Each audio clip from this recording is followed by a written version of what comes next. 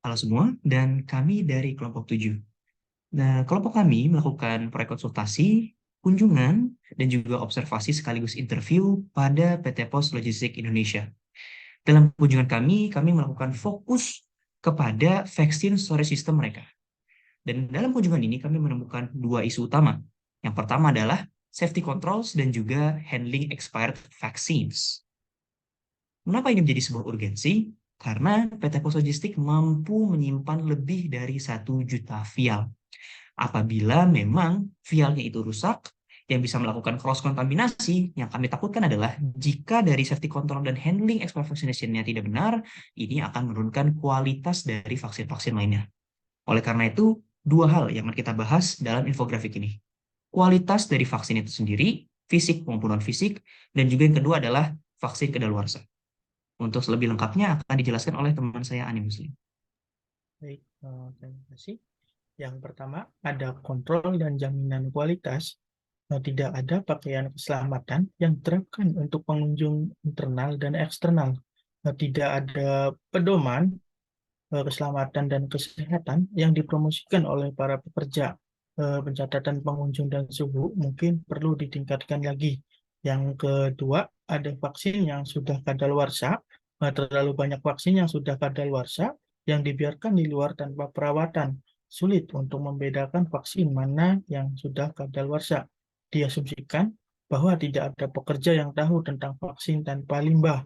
Solusi yang diusulkan kami mengusulkan dua solusi vaksin. Yang pertama, SOP keamanan untuk meningkatkan standar keamanan produksi, dan yang kedua ada analisis literatur tentang vaksin tanpa limbah untuk menemukan praktik terbaik dalam produksi yang ramah lingkungan. Solusi-solusi ini mencerminkan dedikasi kami untuk meningkatkan keamanan dan keberlanjutan vaksin. Selanjutnya yang akan dijelaskan oleh Ahmad Reza. Ya baik, kami di sini memberikan dua solusi, yaitu Safety SOP dan Safety Doc. Safety SOP ini berupa sebuah regulasi yang berupa sebuah peraturan, larangan, apa yang harus dilakukan di dalam gudang. Yang bisa jadi itu seperti cara menggunakan APD, cara pengendalian stok, cara melakukan pengecekan suhu, dan lain sebagainya. Kami menciptakan SOP ini agar si PT Pos ini dapat meminimalisir kerugian serta meningkatkan produktivitas dari PT Pos itu tersebut, tidak lupa juga untuk menjaga ketiganya. Lalu, kita memiliki safety doc. Safety doc ini adalah suatu kajian dokumen yang kami buat terkait bagaimana cara si PT Pos ini melakukan pengecekan suhu maupun mendatakan sebuah pengunjungan pelanggan supaya PT Pos tersebut dapat mengendalikan apa yang terjadi di dalam gudang tersebut. Lalu kita mempunyai review doc. Di review doc ini, kita mengkaji sebuah kajian yang dinamakan dengan Zero Waste Vaccine. Intinya adalah kita mencoba untuk mendaur ulang vaksin supaya vaksin itu tidak mencemari lingkungan dan dapat dimanfaatkan untuk hal yang lebih baik.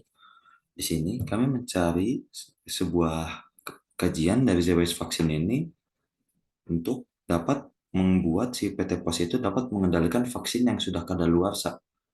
Nah, di sini dari apa yang kita semua upayakan ini, kita memiliki constraint, yaitu pertama adalah lack of reference.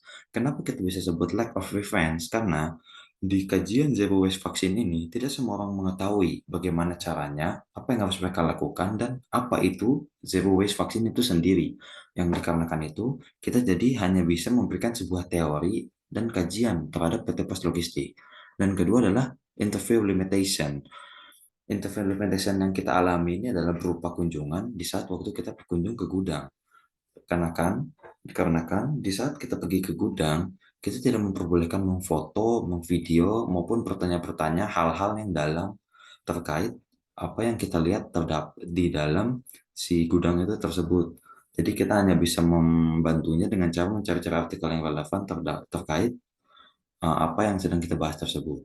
Mungkin sekian dari kelompok kami. Kami berharap apa solusi kami yang kita berikan kepada PT Pos Logistik dapat membantu PT Pos Logistik minimalisir resiko, menambah pengawasan, dan juga dapat menjaga ketiganya tetap aman. Sekian dari kami. Wassalamualaikum warahmatullahi wabarakatuh.